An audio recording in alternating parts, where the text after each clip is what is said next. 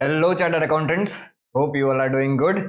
आज जो है वो अपने चैप्टर 3 बैंक रिकंसिलिएशन स्टेटमेंट का फोर्थ पार्ट जो है वो पढ़ने जा रहे हैं। पिछले 3 पार्ट में हमने क्या क्या चीजें समझी। तो बेसिक पहले तो हमने कंसेप्ट समझा कि बैंक रिकंसिलिएशन स्टेटमेंट होता क्या है, किस तरह से बनाना होता है, और उसके हमने बहुत सारे क्वेश्चंस आगे वाले लेक्चर्स में कवर कर लिए। आज के लेक्चर में अपना फोकस रहेगा एडजस्टेड कैश बुक पे। क्या होता है एडजस्टेड कैश बुक, तो ध्यान से समझना। पहले पहले मैं सिंपल आपको कहानी बताऊं तो आगे कुछ सम्स जब अपने कर रहे थे तब हमें कुछ चीजें ऐसी दिख रही थी कि cashier entered receipt twice in the cash book, या बैंक जो है वो एरर से कोई हमें क्रेडिट दे रहा है, कोई हमें डेबिट दे रहा है। तब बहुत बार आपके दिमाग में ये ख्याल आया होगा कि सर ये तो चीज गलत है, तो हम बीआरएस में क्यों पुट कर रहे हैं। वो चीज गलत है, बात सही है, पर तब हमारा काम सिर्फ और सिर्फ बैंक रिकंसिलिएशन स्टेटमेंट बनाना था। बैंक रिकंसिलिएशन स्टेटमेंट बनाना मतलब क्या? आप बुक्स ऑफ अकाउंट में कोई भी चेंज नहीं कर रहे हो, आप सिर्फ एक स्टेटमेंट अलग से सपोर्टिंग स्टेटमेंट बना के दे रहे हो कि भाई हमारा कैश बुक का बैलेंस एंड बैंक का बैलेंस क्यों मैच नहीं हो रहा है। तो इन एंट्रीज की वजह से जो है वो आपका बैलेंस मैच नहीं हो रहा है, ये आपने बीआरएस में उनको बता के दिया। ठीक है, अब सिंपल बात यह है कि लेट से आप जो है वो कहीं पे आर्टिकलशिप में लगे, आपको आपके बॉस ने बोला कि भाई बेटा बीआरएस बना के दो ना, ये हमारा बैलेंस क्यों मैच नहीं हो रहा है। तो ऑडिटर लोग जो है वो पूछ रहे हैं कि ये बीआरएस और जो ये पासबुक और कैशबुक का बैलेंस क्यों मैच नहीं हो रहा। तो आप जब बीआरएस बना रहे थे तब आप बीआरएस में क्या देखते हो कि भाई कोई एक गलती है, जो मैंने एक रिसिप्ट को जो है वो 2 बार लिख दिया कैश बुक में। अब आप उसको भी जो है वो बीआरएस में पुट कर रहे हो, बॉस के पास लेके जा रहे हो, बॉस को दे रहे हो, देखो देखो बॉस, मैंने इतना जल्दी अपना पूरा बीआरएस आपके सामने रेडी करके दे दिया। बॉस देख रहे हैं, क्या बात है, आपने कैश बुक में 2 बार एक एंट्री कर दी है, वेरी गुड। और उसको अब आप सुधार नहीं रहे हो, लेकिन आप उसको बीआरएस में लेके आ रहे हो। क्या लगता है बॉस शाबाशी देगा? नहीं बेटा, सीधा टर्मिनेशन लेटर देगा। अच्छी बात नहीं है ना। तो अब ये एडजस्टेड कैश बुक में हमने वही जो है वो अपने करने वाले हैं। तो अब ध्यान से सुनना, क्या करना है, क्या होता है एडजस्टेड कैश बुक। देखो, एक तो होती है गलती कैशियर के साइड से कि भाई कैश बुक में आपने कोई गलती कर दी। तो अगर आप ईयर एंड में बीआरएस बना रहे हो, बीआरएस बनाते टाइम आपको ये चीज दिख रही है कि आपने कोई गलती कर दी है, तो सीधी बात है कि भी आपकी गलती तो आप पहले कैश बुक में सुधारोगे ना, उसको थोड़ी बीआरएस में पुट करोगे कि देखो देखो हमने एक गलती की है, हमारी गलती की वजह से हमारा जो है बैलेंस मैच नहीं हो रहा है। बुद्धू मानेंगे आपको लोग। तो अगर आपकी कैश बुक की कोई गलती है, आपने एंट्री करने में कोई गलती की है, तो आप उसको सुधारोगे ना। ठीक है, तो वो चीजें आप जो है वो पहले कैश बुक में उसको सुधारोगे और फिर जो है वो बीआरएस बनाओगे। ठीक है, दूसरी बात, अगर कोई गलती बैंक ने कर दी है, बैंक ने गलती से आपको क्रेडिट दे दिया, बैंक ने गलती से आपको डेबिट कर दिया, तो क्या करोगे? रातों रात बैंक का सर्वर हैक करके बैंक की भी एंट्रीज चेंज करने जाओगे क्या? नहीं हो सकता ना। तो अगर बैंक की गलती है तो वो आपके हाथ में ही नहीं है, तो उसको आप जो है वो आपकी कैश बुक में नहीं गलत करोगे मैच करने के लिए, क्योंकि बैंक अपनी साइड से गलत है। आप आगे के दिनों में जाके उससे सॉल्व करवा लो, वो गलती सही करवा दो। बट आपकी एडजस्टेड कैश बुक में आप उसको थोड़ी ना सॉल्व करोगे कि भाई बैंक ने गलत किया, मैच करने के लिए मैं भी गलत कर देता हूं। नहीं ना, ऐसा थोड़ी ना करोगे। तो अगर बैंक की गलती है तो आप उसको कैश बुक में सॉल्व नहीं करोगे, आप उसको बताओगे कहां पे? बीआरएस में। अभी देखो देखो बैंक की गलती, इसलिए हमारा बैलेंस मैच नहीं हो रहा है। तीसरी बात, आपने एक चेक इशू किया। ठीक है, आपने चेक इशू किया तो आपका फर्ज बनता है कि भी आप जब चेक इशू करो तब आप जो है वो एंट्री कर दो। तो आपने तो जो है वो कैश बुक में एंट्री कर दी, चेक इश्यूड, पेमेंट साइड आपने एंट्री कर दी। ठीक है, लेकिन वो जो सामने वाला बंदा था वो 31 मार्च तक बैंक के पास गया नहीं, बैंक के पास प्रेजेंट हुआ नहीं चेक।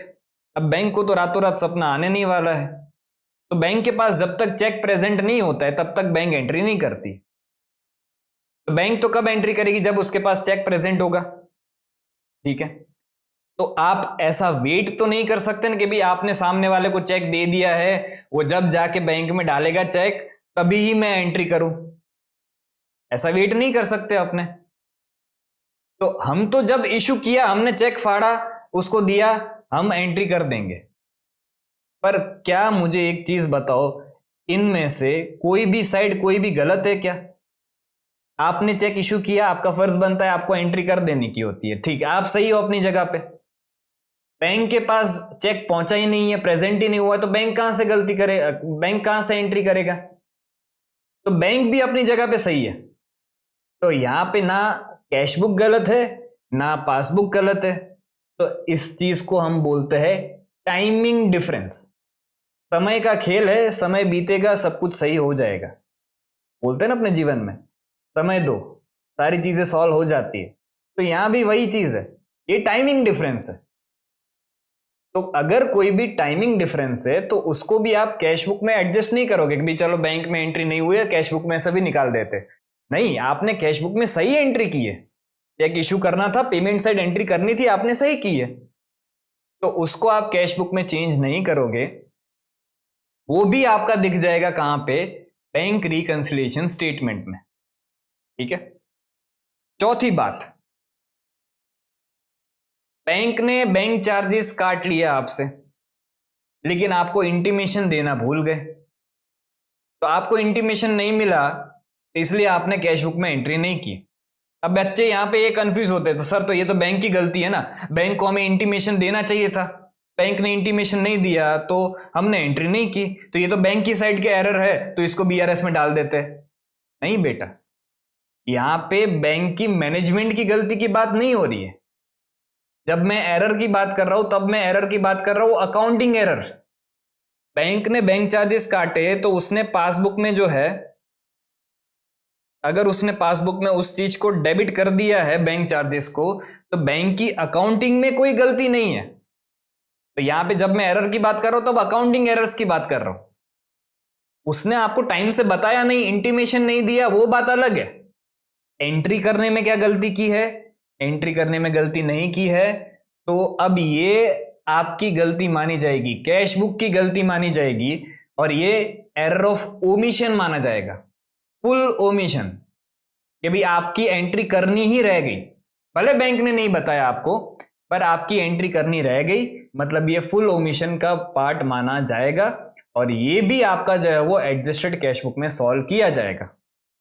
अब अगर मैं समरी दूं आपको, तो हमने 4 टाइप की चीजें देखी, 4 टाइप की एंट्रीज आपकी हो सकती है। तो यहां पे मैंने सब कुछ लिख भी दिया है। सबसे पहला, एक तो हो सकता है क्या, टाइमिंग डिफरेंस। टाइमिंग डिफरेंस मतलब क्या है कि भी आपने चेक इशू किया लेकिन बैंक के पास प्रेजेंट ही नहीं हुआ, तो ऑब्वियस बात है बैंक जो है वो एंट्री नहीं करने वाली।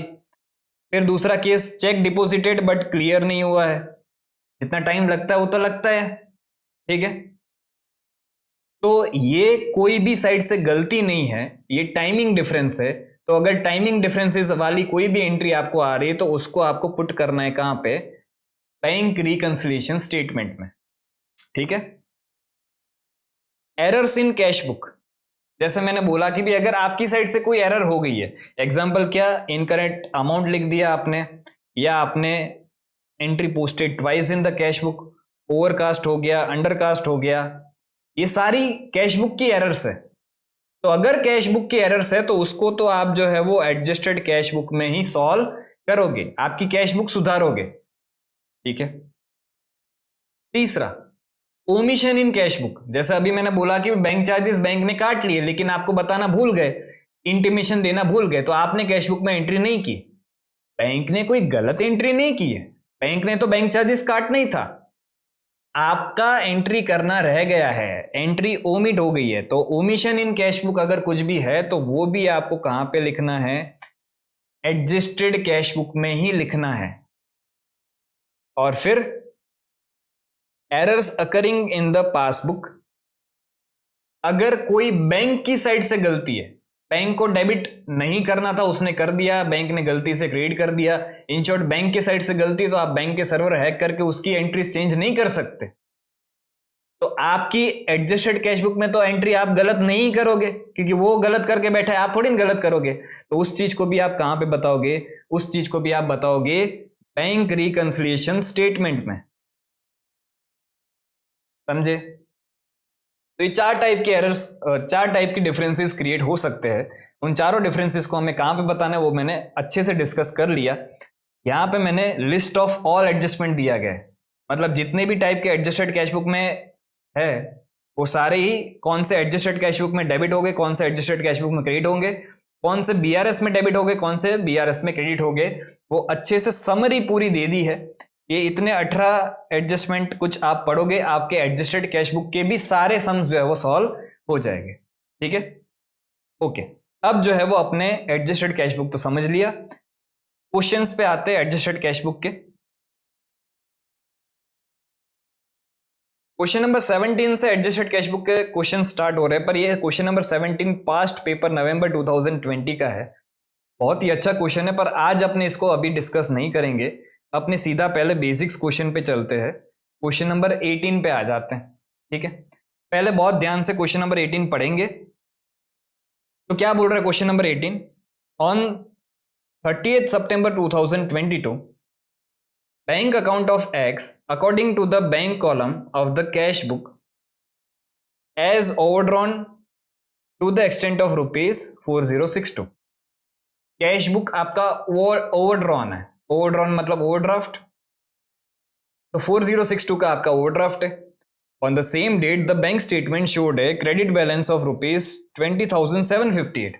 अच्छा, पासबुक के हिसाब से प्लस बैलेंस दिख रहा है, आपके हिसाब से माइनस बैलेंस दिख रहा है।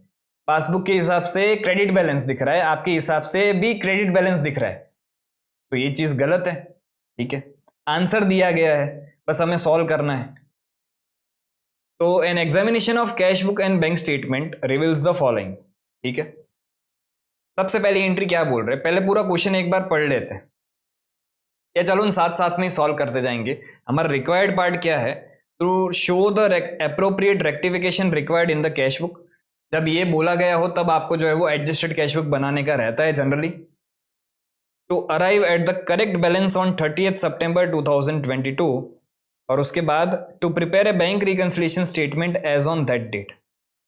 ठीक है, तो पहले हमें एडजस्टेड कैश बुक बनाना पड़ेगा और उसके बाद ही हम जो है वो क्या बना सकते हैं, बैंक रिकंसिलिएशन स्टेटमेंट बना सकते हैं। ठीक है, ओके। फर्स्ट एडजस्टमेंट क्या बोल रहा है?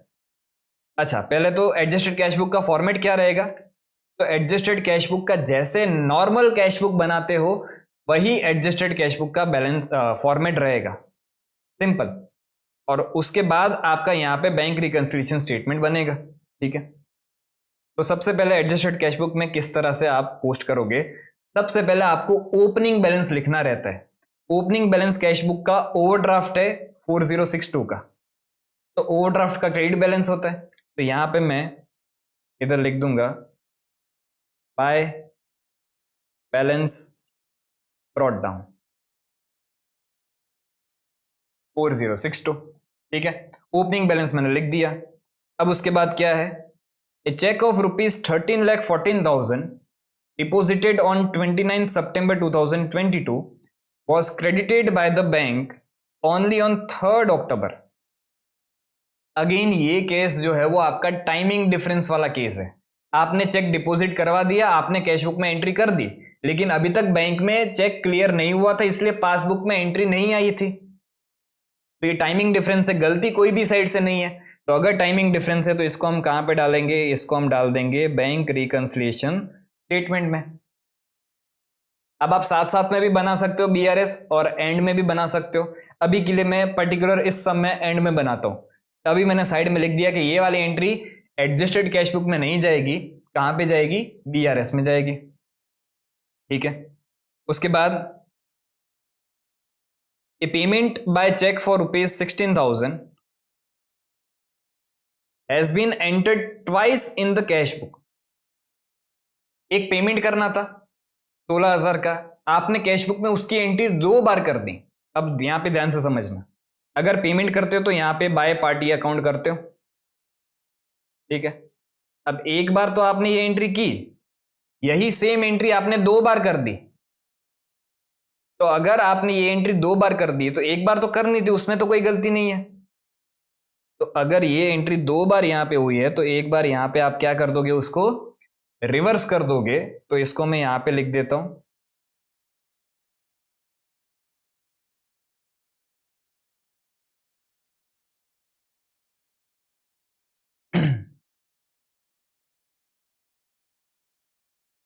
टू पार्टी अकाउंट, और अमाउंट इस साइड आ जाएगा कितना, 16,000।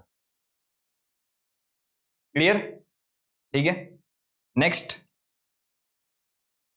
On 29 September 2022, bank credited an amount of rupees 1,17,400 received from a customer of X, but the advice was not received by the X until 1st October 2022। एक पैसा आपका जो है वो आ गया था और 1,17,400 आपको रिसीव्ड हुआ था from a customer of x, but the advice was not received by x until 1st October। Direct deposit by customer. अब ये केस कौन सा हो गया कि भाई ये आपका omission in the cash book हो गया, कि भाई आपको पैसा डायरेक्टली बैंक में आ गया, बैंक ने इस चीज को क्या कर दिया होगा, क्रेडिट कर दिया होगा क्योंकि पैसा आया है, लेकिन इस चीज की कैश बुक में कोई भी एंट्री नहीं हुई है, तो ये फुल ओमिशन वाला केस हो गया। फुल ओमिशन वाला केस अपने कहां पे लिखते हैं, एडजस्टेड कैश बुक में ही लिखते हैं। तो यहाँ पे कस्टमर का नाम हमें जो है वो नहीं दिया गया, तो इधर अपने लिख देंगे सिर्फ क्या, कैश अकाउंट डेबिट या bank account debit to customer account, और अमाउंट आपका आ जाएगा कितना, 1,17,400, 1,17,400। तो ये आपका डेबिट साइड आ जाएगा, ठीक है। उसके बाद नेक्स्ट ट्रांजेक्शन क्या बोल रहे, bank charges amounting ₹580 had not been entered in the cash book. Bank charges 580 रुपए आपके लगे थे जो आपने कैश बुक में रिकॉर्ड नहीं किए। अगेन ये फुल ओमिशन वाला केस हो गया, इसको भी हम जो है वो कहां पे लिखेंगे, एडजस्टेड कैश बुक में लिखेंगे। एंट्री क्या बनती है, bank charges account debit to bank account, तो यहां पे बाय बैंक चार्जेस अकाउंट,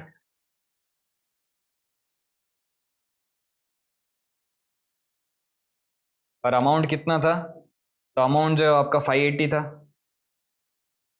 ठीक है। उसके बाद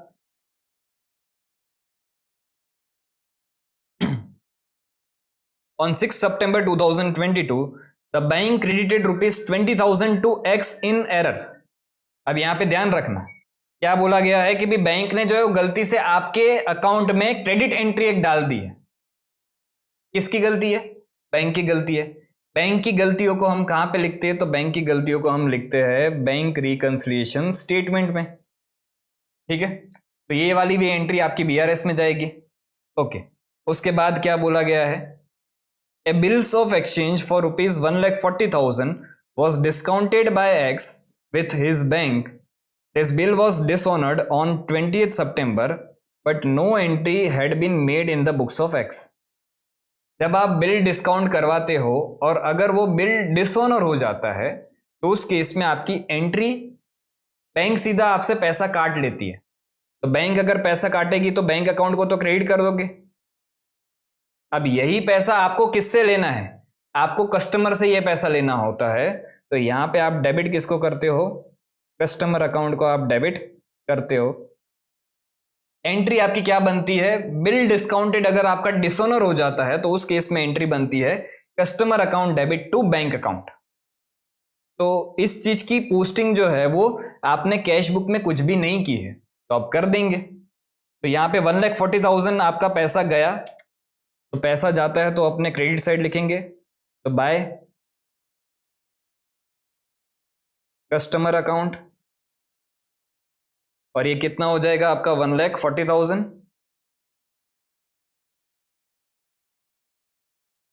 क्लियर, ठीक है। सेवंथ एंट्री क्या बोल रहे हैं, cheque issued up to 30th September 2022 but not presented for payment up to that date total rupees 13,26,000। Again ये कौन सा केस हो जाता है आपका, ये वाला केस हो जाता है आपका टाइमिंग डिफरेंस का। आपने चेक इशू कर दिया, सामने वाला बंदा जो है वो आपके पीरियड एंड, आपका पीरियड कब एंड हो रहा है 30th सितंबर, 30th सितंबर तक वो चेक प्रेजेंट करने ही नहीं गया, तो ये टाइमिंग डिफरेंस का केस है। तो ये भी कहां पे जाएगा, ये भी जाएगा आपका बैंक रिकंसिलिएशन स्टेटमेंट में। ठीक है, तो अब एडजस्टेड कैश बुक की सारी एंट्रीज हमने पुट कर दी। इसके बाद हमें क्या करना रहता है, हमें revised balance of adjusted cash book निकालना पड़ता है। तो यहां पे अगर मैं देखूं तो क्रेडिट साइड ही आपका जो है वो ज्यादा दिख रहा है, तो 4062 प्लस 580 प्लस 1,40,000, तो टोटल आपका आ जाता है 1,44,642। अब इसमें से माइनस करो, अगर मैं 1,17,400 माइनस 16,000, तो ये आपका बन जाता है 11,242, और इसको आप बोलोगे क्या, टू बैलेंस कैरिड डाउन। अगर कैरिड डाउन आपका जो है वो डेबिट साइड आ रहा है, कैरिड डाउन अगर डेबिट साइड आ रहा है मतलब ये आपका ओपनिंग क्रेडिट बैलेंस रहेगा। तो अब 11,242 आपका डेबिट साइड आ रहा है, इसको हम बोलते तो क्या है, क्लोजिंग क्रेडिट बैलेंस। तो अब यहां पे आपका बीआरएस जो स्टार्ट होगा वो किस से स्टार्ट होगा, तो ये 11,242 से आपका बीआरएस स्टार्ट होगा। तो यहां पे मैं लिखूंगा bank overdraft as per cash book. और एक चीज सिंपल दिमाग में बिठा लेना कि जब भी एडजस्टेड कैश बुक का सम आएगा तो हमेशा आपका जो है वो बैंक रिकंसिलिएशन स्टेटमेंट आपका कैश बुक से ही स्टार्ट किया जाएगा, कभी भी आपका पासबुक से स्टार्ट नहीं होगा। ठीक है, तो bank overdraft as per cash book है, ओवरड्राफ्ट मतलब क्रेडिट बैलेंस, तो क्रेडिट कॉलम में अपने इसका बैलेंस लिख देंगे 11,242। और अब जो हमारी कुछ एंट्रीज ऐसी थी जो हमें एडजस्टेड कैश बुक में करनी थी। ओके, मैंने गलती से क्वेश्चन नंबर 18 का आंसर जो है वो क्वेश्चन नंबर 17 में लिख दिया है। तो एक काम करता हूं मैं, इसको पूरे को उठा के क्वेश्चन नंबर 18 में डाल देते हैं।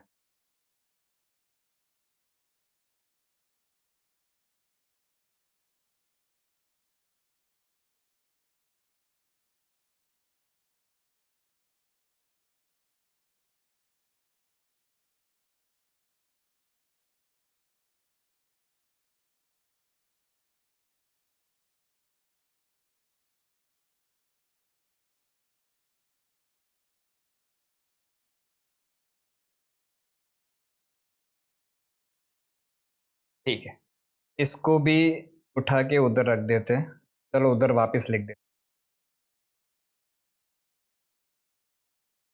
ठीक है, यहां पे आपका जो sum start bank reconciliation statement start होगा वो किससे स्टार्ट होगा, bank overdraft as per cash book से आपका सम जो है वो स्टार्ट होगा। ठीक है, और ओवरड्राफ्ट का आपका क्रेडिट बैलेंस होता है, तो यहां पे आप क्रेडिट साइड 11,242 लिख दोगे। अब हमने कुछ तीन एंट्रीज जो है वो एडजस्टेड कैश बुक के लिए रखी थी। तो सबसे पहली entry, cheque deposited but not cleared. तो cheque deposited but not cleared आपने कैश बुक में डेबिट कर दिया है, पासबुक में क्रेडिट नहीं हुआ है, तो जो नहीं हुआ है वो कर दो। क्रेडिट नहीं हुआ तो क्रेडिट कॉलम में लिख देंगे अपने 13,14,000, तो यहां पे आ जाएगा 13,14,000। ठीक है, उसके बाद ऑन 6 सितंबर the bank credited rupees 20,000 to X in error. तो बैंक ने जो है वो गलती से आपके अकाउंट में 20,000 क्रेडिट कर दिए। बैंक ने क्रेडिट किए मतलब कैश बुक में क्या होना चाहिए, वो डेबिट होना चाहिए। अब जो नहीं हुआ है वो कर देंगे, डेबिट साइड एंट्री नहीं हुई है तो डेबिट साइड कर देंगे। तो ये आपका 20,000 इधर आ जाएगा, credit by bank erroneously on 6 सितंबर। और उसके बाद चेक इशूड अप टू 30 सितंबर 2022 but not presented for payment up to that date, total rupees 13,26,000। तो ये आपने चेक इशू किया, चेक इशू किया मतलब कैश बुक में आपने इसको क्या कर दिया होगा, क्रेडिट कर दिया होगा। अब ये चीज पासबुक में जो है वो डेबिट नहीं हुई है, तो डेबिट साइड एंट्री नहीं हुई तो डेबिट कर देंगे, डेबिट कॉलम में लिख देंगे अपने कितना, 13,26,000। तो ये करने से आपका जो है वो BRS, अब हमें आंसर वैसे दिया गया था तो टैली हो जाना चाहिए। तो 13,26,000 प्लस 20,000, इधर का टोटल ज्यादा आ रहा है 13,46,000, और यहाँ से माइनस करोगे 13,14,000 माइनस 11,242, तो इधर आपका बैलेंस आ रहा है 20,758। यही आपका जो है बैलेंस रहेगा। इधर भी आप अगर देखोगे तो आंसर आपको दिया गया था 20,758। क्लियर? ओके, तो ये वाला सम यहां पे खत्म होता है।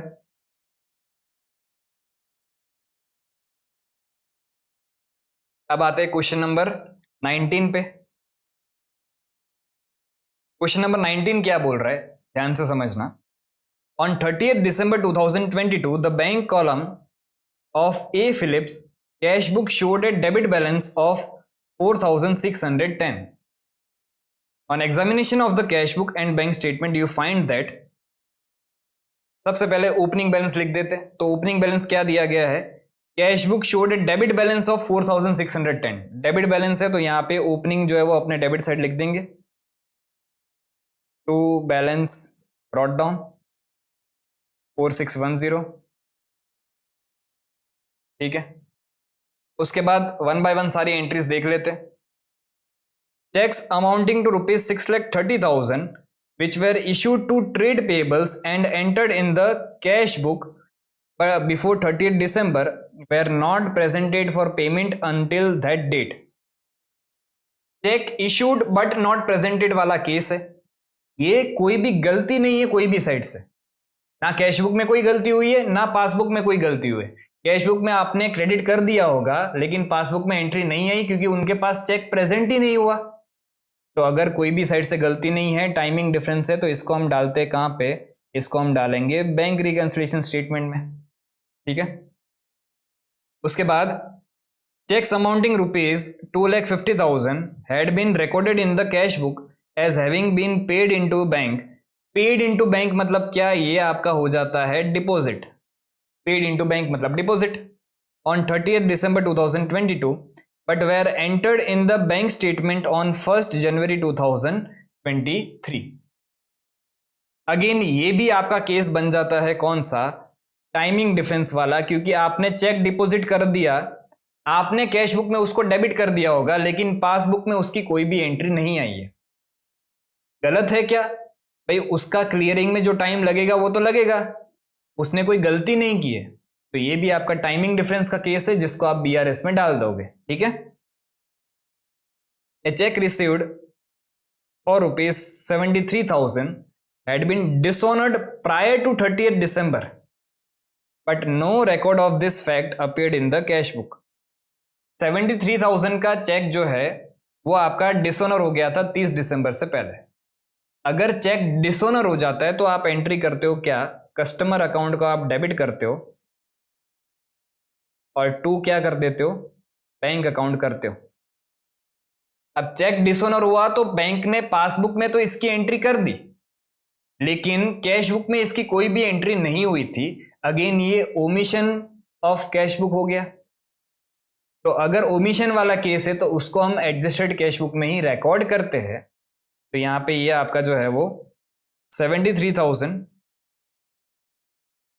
कस्टमर को आप डेबिट करोगे, बैंक अकाउंट को आप क्रेडिट कर दोगे। तो यहां पे मैं बाय कस्टमर अकाउंट लिख दूंगा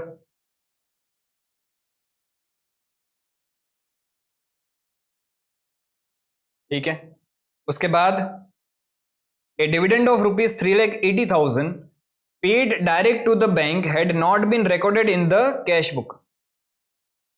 किसी ने मतलब किसी ने क्या, कंपनी ने जो है वो 3,80,000 का डिविडेंड आपके अकाउंट में सीधा डाल दिया। अब डिविडेंड सीधा बैंक अकाउंट में आ गया, मतलब बैंक ने उसको क्रेडिट किया, लेकिन इसकी एंट्री आपकी कैश बुक में कोई भी नहीं हुई है। अब सीधी बात है कि भाई बैंक ने कोई गलती नहीं की है, ये ओमिशन वाला केस है कि भी कैश बुक में आपको एंट्री करनी थी, आपने एंट्री नहीं की, रिकॉर्ड करना ही रह गया। तो ये 3,80,000 आप रिकॉर्ड कर दोगे, पैसा मिला है तो कैश बुक को क्या करोगे, डेबिट करोगे, और यहां पे क्रेडिट क्या कर दोगे, तो टू डिविडेंड अकाउंट को आप क्रेडिट कर दोगे 3,80,000 से। क्लियर। उसके बाद bank interest and charges amounting ₹4200 had been charged in the bank statement but not entered in the cash book। भाई क्या ये गलती है?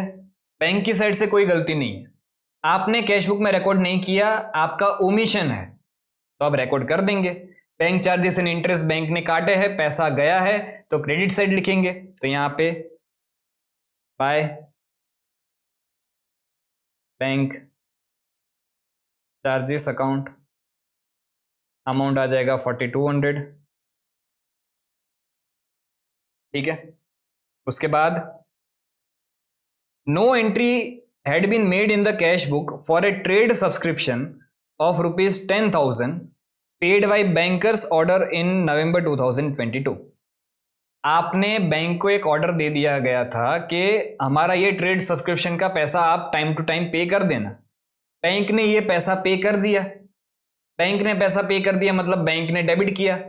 अब इस चीज की एंट्री कोई भी कैश बुक में नहीं हुई है, अगेन ये ओमिशन वाला केस हो गया, तो ये 10,000 आप जो है वो कैश बुक में रिकॉर्ड कर दोगे। ट्रेड सब्सक्रिप्शन का पैसा आपने पे किया है जो आपके लिए खर्चा है, तो यहां पे मैं लिखूंगा क्या, trade subscription account debit to bank account.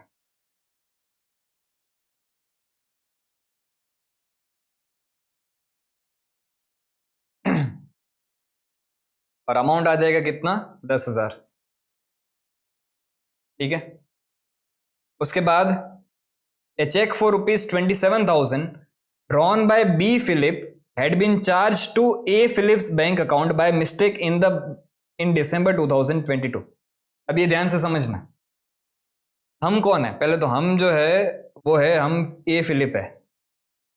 भाई किसी बी फिलिप ने चेक ड्रॉ किया, चेक ड्रॉ किया मतलब क्या किया, ये पेमेंट किया, तो बी फिलिप ने जो है वो पेमेंट किया था, बैंक को बी फिलिप का अकाउंट डेबिट करना चाहिए था, लेकिन बैंक ने गलती से ए फिलिप मतलब हमारा कैश बुक, तो बैंक ने गलती से ए फिलिप के बैंक अकाउंट को क्या कर दिया, डेबिट कर दिया। तो अब ये गलती जो है वो किसकी गलती है, ये गलती है बैंक की, और बैंक की अगर कोई भी गलती है तो बैंक का सर्वर हैक करके अपने जो है वो चेंज तो नहीं कर पाएंगे, इसलिए इसको भी हम जो है वो कहां पे डालेंगे, ये वाली एंट्री भी आपकी जाएगी बैंक रिकंसिलिएशन स्टेटमेंट में। क्लियर।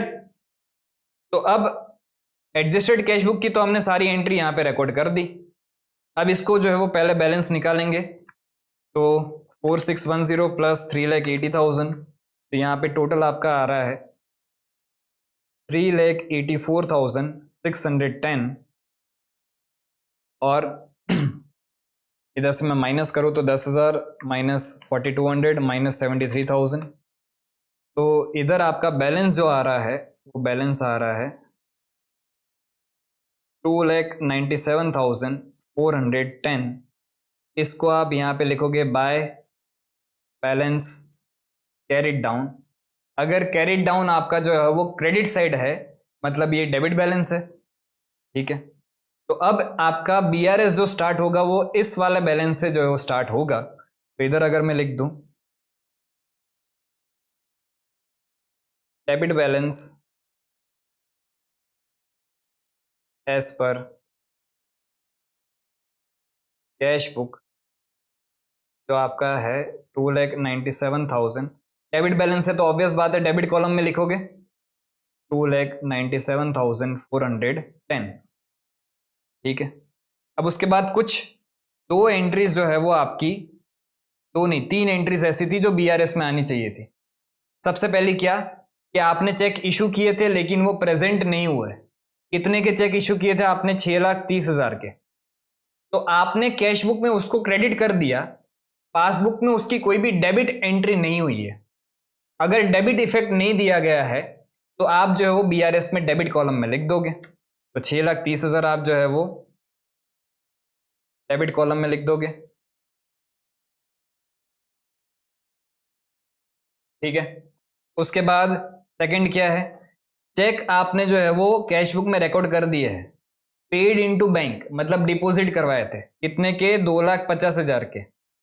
आपने कैश बुक में डेबिट कर दिया, कैश बुक पासबुक में इसकी कोई भी क्रेडिट एंट्री नहीं आई, तो इसको आप जो है वो क्रेडिट इफेक्ट नहीं दिया गया है तो credit side bank reconciliation statement में लिख दोगे। तो यहाँ पे 2,50,000 आप lodgement not at recorded by the bank, तो 2,50,000। ये इतना भारी वर्ड यूज नहीं करोगे, check deposited but not cleared ऐसा भी लिख दोगे तो भी चलेगा। तो 2,50,000 हमारा क्रेडिट साइड आ जाएगा। अब तीसरी एक एंट्री, बी फिलिप ने चेक ड्रॉ किया था, बी फिलिप ने पेमेंट किया था, तो बी फिलिप का अकाउंट डेबिट होना चाहिए था लेकिन बैंक ने गलती से आपका अकाउंट डेबिट कर दिया। बैंक का डेबिट, कैश बुक का क्रेडिट, तो ये चीज को आप जो है वो क्या करोगे, बीआरएस में क्रेडिट साइड लिख दोगे। तो ये 27,000 आपका जो है वो cheque wrongly charge 27,000 credit side आपका आ जाएगा। ये करने के बाद हमारा बीआरएस का बैलेंस जो बच रहा है 2,97,410 प्लस 6,30,000 माइनस, पहले टोटल लिख देते हैं 927,410 माइनस कर देंगे 27,000 माइनस 2,50,000। तो इधर आपका बैलेंस जो आ जाएगा वो बैलेंस आएगा 6,50,410। और क्या लिखोगे तो इधर आप देख लो क्या है, क्रेडिट है। तो स्टार्ट कहां से करोगे, क्रेडिट बैलेंस एज पर, और यहाँ पे स्टार्टिंग पॉइंट आपका कैश बुक है तो ऑब्वियस बात है कि यहाँ पे एंड किस पे होगा, पासबुक पे एंड होगा। क्लियर, सिंपल था। ठीक है, आ जाते हैं नेक्स्ट सम पे। क्वेश्चन नंबर 20 पे आ जाएंगे। अब क्वेश्चन नंबर 20 जो है वो हमें दो तरह से सॉल्व करना है। If books of accounts are not closed on 31 December 2022, तो अगर ऐसा बोला गया है कि भाई books of account are not closed, मतलब उस केस में हमें क्या करना पड़ता है कि भाई हम सिर्फ बीआरएस बना के उनको दे देंगे। तो इसमें सिर्फ और सिर्फ आपका बीआरएस बनेगा। लेकिन अगर ऐसा लिखा गया है कि books of accounts are closed, मतलब क्या, साल खत्म हो गया है, हमें एडजस्टेड कैश बुक में भी सारी चीजें सही करनी पड़ेगी और उसके बाद बीआरएस बनाना पड़ेगा। तो इसका मतलब क्या, adjusted cash book plus BRS. Clear. तो सबसे पहले अपने जो है वो if books of accounts are not closed वाला पार्ट सॉल्व करेंगे और उसके बाद अगर बुक्स ऑफ अकाउंट क्लोज हो गए हैं तो उस केस में एडजस्टेड कैश बुक बनेगा एंड बीआरएस भी बनेगा। ठीक है, ओके, वन बाय वन सारी चीजें देख लेते। कैश बुक ऑफ मिस्टर गड़बड़ वाला, क्या बात है, ₹8,36,400 as the balance at bank as on 31st December 2022, but you find that it does not agree with the bank balance, with the balance as per the bank passbook. On scrutiny you find that the following discrepancies। ठीक है, सबसे पहले opening balance क्या है, balance at bank बोला गया है तो ये बाय डिफॉल्ट कौन सा बैलेंस होगा, डेबिट बैलेंस होगा। तो यहां पे मैं ओपनिंग बैलेंस लिख देता हूं, debit balance as per cash book, क्योंकि हमें सिंपल जो है वो क्या बनाना है, बीआरएस बनाना है। तो 8,36,400, 8,36,400। ठीक है, अब वन बाय वन सारे एडजस्टमेंट्स को देखते जाते। सबसे पहले on 15 December 2022 the payment side of the cash book was undercast bye ₹10,000। Payment side cash book का 10,000 रुपए से कम दिख रहा है। कैश बुक का पेमेंट साइड मतलब क्रेडिट साइड। क्रेडिट साइड कोई चीज करनी थी, आपने नहीं की है, तो अब कर देंगे। तो क्रेडिट कॉलम में 10,000 रुपए हम यहां पे जो है वो लिख देंगे।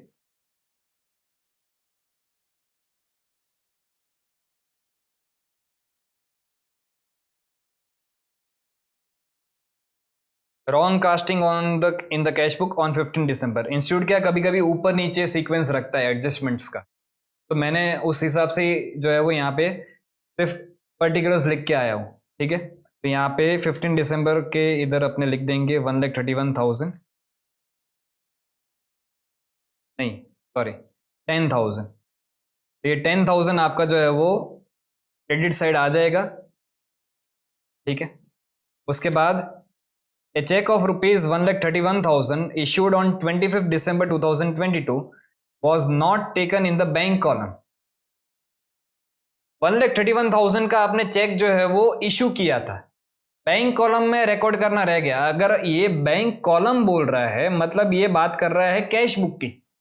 कैश बुक में 1,31,000 रिकॉर्ड करना रह गया। अच्छा, तो बैंक में तो एंट्री हो गई होगी, बैंक में डेबिट हुआ होगा, कैश बुक में वो क्रेडिट करना रह गया। तो क्रेडिट करना अगर रह गया तो क्रेडिट इफेक्ट दे देंगे, तो बैंक रिकंसिलिएशन स्टेटमेंट के क्रेडिट साइड अपने लिख देंगे। 1,31,000 आप जो है वो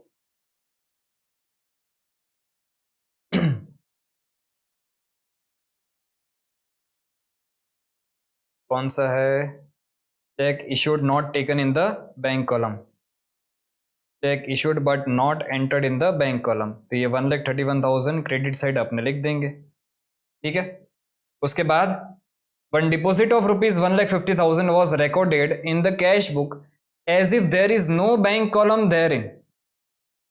1.5 लाख रुपए आपके अकाउंट में डिपॉजिट हुए, आपने रिकॉर्ड कर दिए कैश बुक में। अब देखो कैश बुक आपकी जो है वो मल्टीपल कॉलम की हो सकती है, एक कॉलम कैश का हो सकता है, एक कॉलम बैंक का हो सकता है।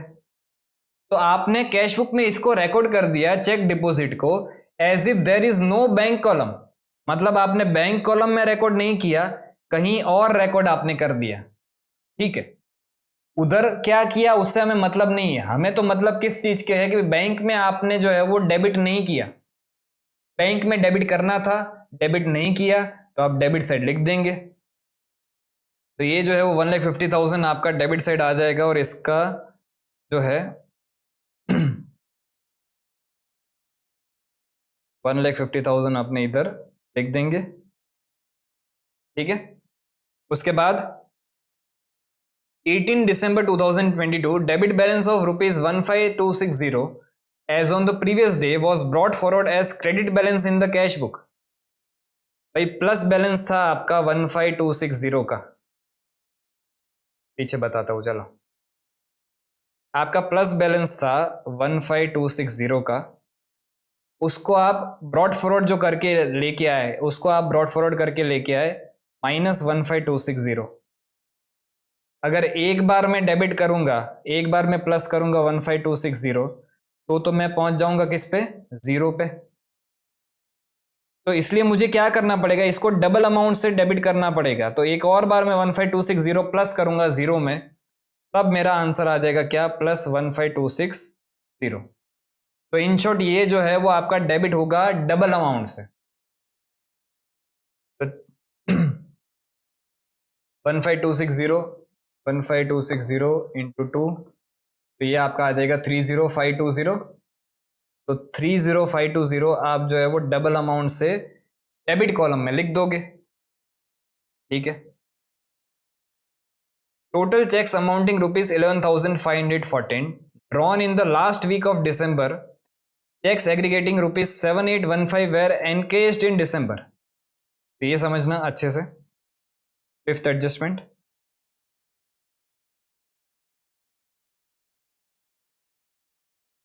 आपने चेक्स ड्रॉन किए थे, चेक कितने ड्रॉ किए थे, 15,260 के ड्रॉ किए थे, नहीं सॉरी 11,514 के चेक्स ड्रॉ किए थे। तो 11,514 के चेक्स आपने ड्रॉ किए थे, ये आपने कैश बुक में क्रेडिट कर दिया होगा, लेकिन बैंक के पास जो प्रेजेंट हुए एनकेश्ड हुए 31 दिसंबर तक वो 7815 के ही एनकेश्ड हुए।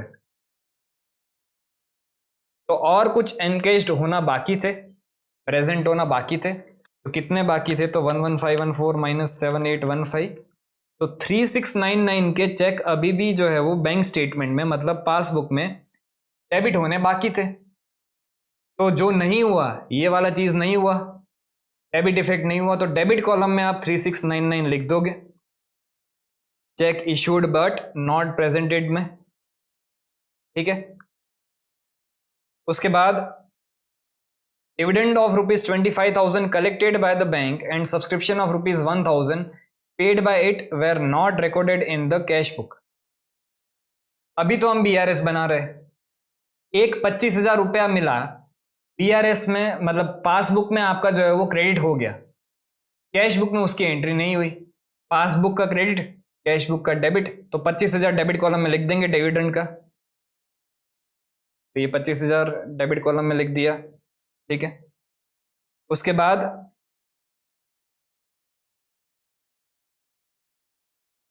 आपने कुछ सब्सक्रिप्शन का पैसा 1,000 रुपये पे किया था, तो बैंक स्टेटमेंट में पासबुक में उसकी डेबिट एंट्री हुई होगी, पासबुक का डेबिट, कैश बुक का क्रेडिट। ये भी कैश बुक में एंट्री करनी रह गई है तो क्रेडिट कॉलम में लिख देंगे। तो 1,000 आपका सब्सक्रिप्शन जो है वो क्रेडिट कॉलम में आ जाएगा। ठीक है। Subscription paid by bank directly not at recorded in the cash book. Okay. उसके बाद one outgoing cheque of ₹3,50,000 was recorded twice in the cash book. 3,50,000 का चेक का आपने पेमेंट किया था, तो 2 बार आपने उसको क्रेडिट कर दिया है कैश बुक में। तो एक बार ज्यादा क्रेडिट कर दिया, उसको हम रिवर्स करेंगे तो उसको क्या करेंगे? डेबिट करेंगे। तो यहां पे अपने डेबिट कॉलम में लिख देंगे cheque recorded twice in the cash book 3,50,000। ठीक है। अब ये करने के बाद आपका जो है वो बीआरएस का आंसर आ जाएगा 8,36,400 plus 30,520 plus 3,699 plus 25,000 plus 3,50,000 plus 1,50,000 plus, ठीक है, 139,5619 माइनस करूंगा 1,000 माइनस 1,31,000 माइनस 10,000 बस। तो यहाँ पे बैलेंस, यहाँ पे देख लो क्या है, क्रेडिट है। तो इधर आप लिख दोगे क्या? Credit balance as per passbook, जो आपका आ गया कितना? 125,3619। ठीक है। तो ये तो हमने किया बीआरएस के हिसाब से, और ये कब होगा? जब आपके बुक्स ऑफ अकाउंट आपके क्लोज्ड नहीं है। अगर बुक्स ऑफ अकाउंट क्लोज हो गए हैं तो उस केस में हमें पहले कैश बुक को सही करना पड़ता है, एडजस्टेड कैश बुक को सही करना पड़ता है, और उसके बाद ही हम जो है वो क्या बना सकते हैं? बीआरएस बना सकते हैं। तो यहां पे एडजस्टेड कैश बुक में अब मैं जो है वो सारी चीजें सही करूंगा। ठीक है।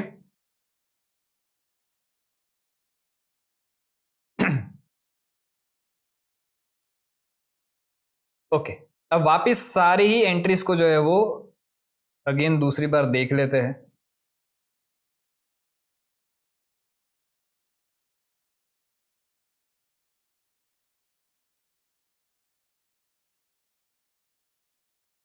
ठीक है।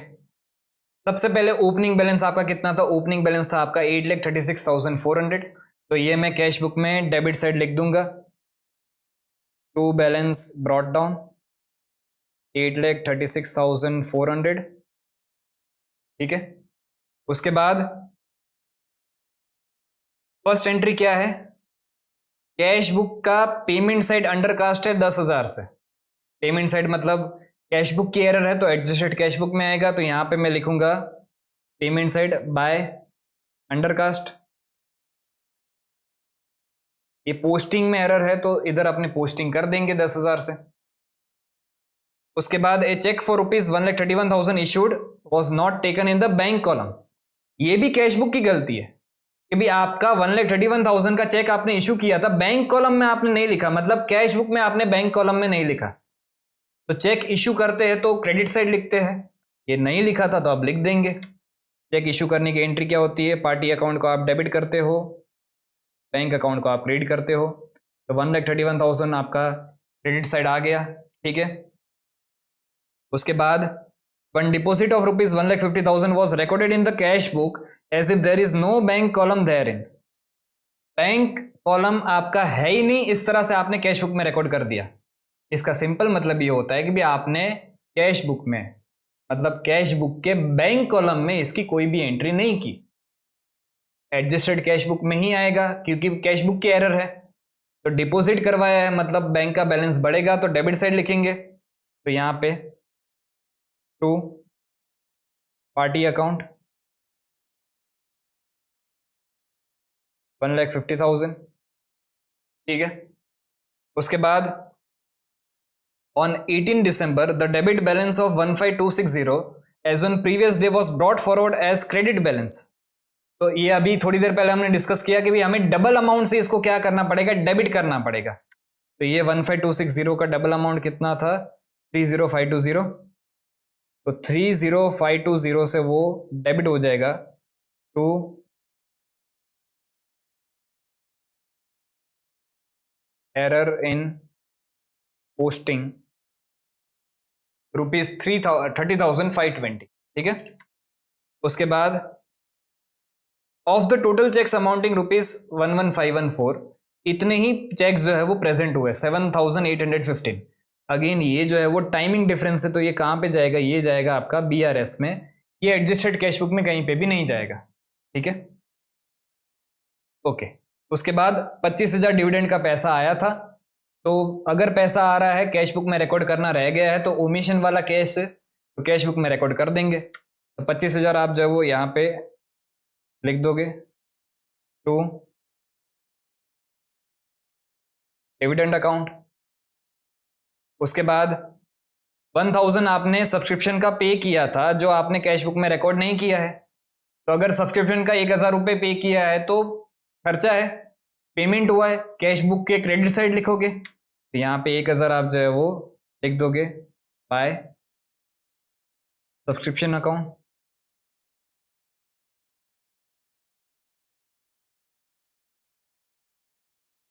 ठीक है। उसके बाद one outgoing cheque of rupees 3,50,000 was recorded twice in the cash book. भाई पेमेंट कर रहे थे, आउटगोइंग चेक मतलब पेमेंट, 3,50,000 का पेमेंट कर रहे थे, एक बार तो इधर लिखना था, लेकिन यही चीज आपने 2 बार लिख दी है। तो जो एक बार एक्स्ट्रा लिख दिया है उसको अब हम डेबिट साइड रिवर्स कर देंगे। 3,50,000 टू पार्टी अकाउंट। ये करने के बाद आप जो है वो एडजस्टेड कैश बुक का बैलेंस निकाल दोगे। तो 8,36,400 प्लस 1,50,000 प्लस 30,520 प्लस 25,000 प्लस 3,50,000, तो ये आपका इधर आ जाता है 13,91,920। माइनस करोगे 1,000 माइनस 1,31,000 माइनस 10,000, तो इधर आपका बैलेंसिंग फिगर आ रहा है 12,49,920। इसको आप यहाँ पे लिख दोगे बाय बैलेंस कैरिड डाउन, ठीक है। अब जो उधर कैरिड डाउन है वही यहाँ पे बीआरएस में ब्रॉट डाउन होगा। तो इधर आप लिखोगे, अच्छा कैरिड डाउन अगर क्रेडिट साइड है मतलब कौन सा बैलेंस है? डेबिट बैलेंस है। इधर लिखोगे debit balance as per cash book. तो 12,49,920 आपका debit balance as per cash book आ गया। अब एक ही एंट्री ऐसी थी जो आपको जो है वो बीआरएस में करनी थी, कौन सी वाली? ये वाली। और उसका डिफरेंस अमाउंट भी हमने इधर देख ही लिया था कि भाई डिफरेंस कितना था। ये अगेन यहाँ पे डिस्कस कर लेते हैं कि भाई कैश बुक में आपका 11,514 जो है वो क्रेडिट हो गया है, पासबुक में सिर्फ वो 7,815 ही डेबिट हुआ है। तो जितना डेबिट नहीं हुआ है उसको डेबिट साइड लिख देंगे 3,699। तो यहाँ पे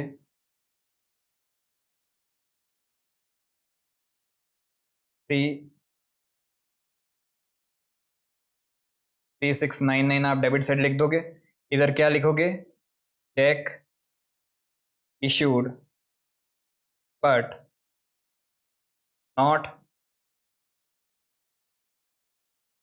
प्रेजेंटेड। ठीक है, इसके बाद आपका बैलेंस जो है वो इस साइड आ जाएगा। कितना बैलेंस आएगा, तो इन दोनों का ही टोटल कर देंगे, 1249920 प्लस 3699, तो 1253619 आपका जो है वो ये बैलेंस आ गया। और अगर आप देखोगे तो यही बैलेंस आपका इधर भी आया था, 1253619। तो अल्टीमेटली आंसर में कोई फर्क नहीं पड़ेगा, एंड आंसर तो आपका सेम ही होने वाला है। बस अब हमें डिसाइड ये करना पड़ेगा कि भाई इसको एडजस्टेड कैश बुक में डालूं या बैंक रिकंसिलिएशन स्टेटमेंट में डाल दूं। तो इधर आप लिखोगे क्या, ऊपर देख लो क्या है, क्रेडिट है, तो इधर स्टार्ट करोगे, क्रेडिट बैलेंस एज पर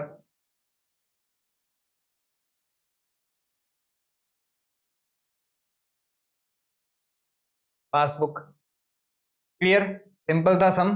ठीक है, हमने दोनों तरह से बीआरएस के हिसाब से भी और एडजस्टेड कैश बुक के हिसाब से भी ये सम पूरा सॉल्व हमने कर दिया है। ये था आपका क्वेश्चन नंबर 20। ठीक है, ओके।